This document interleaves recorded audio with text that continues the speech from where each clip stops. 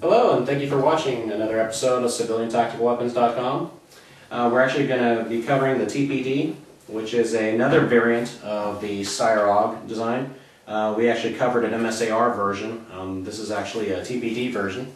The TPD actually holds a little more true to the original AUG. This one here actually is able to accept any AR mags, which some people may like.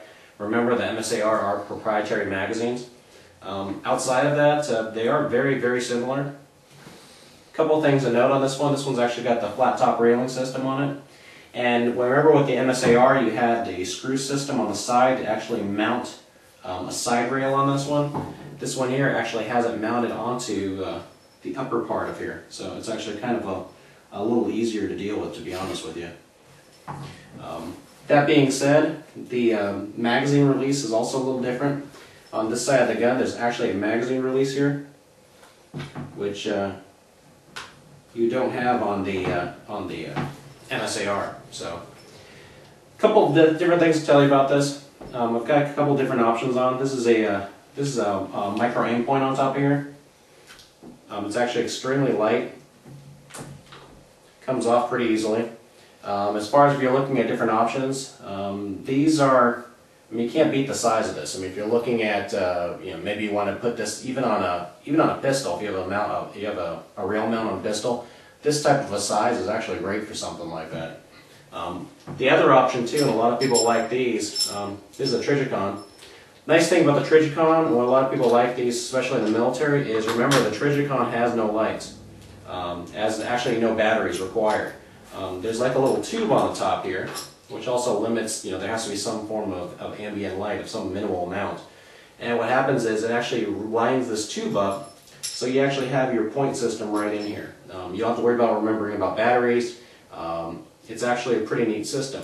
However, these Trijicons can run you anywhere from $800 to $1,200, depending on the different model of the Trijicon you get. So sometimes that's a very limiting factor. Do I like this more than an EOTech?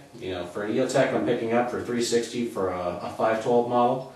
I would actually go with the EOTech. Yes, I have batteries, but the sighting systems on the EOTech for short range combat is just a lot easier to get right on target and acquire.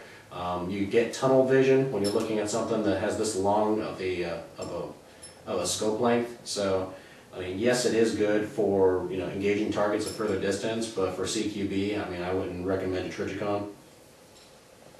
A couple other things to note about this: the actual mount is a little different. They've mounted if you're going to go ahead and put a 3-point sling on here, they actually have it up here on the top. It's actually mounted on top, and it's actually part of the rail. I'm not sure if I really like that versus having it further down, which would seem a little more natural as far as if you do a cross sling on this. The rear mount is identical to pretty much the MSAR, but it's actually a pretty nice little setup.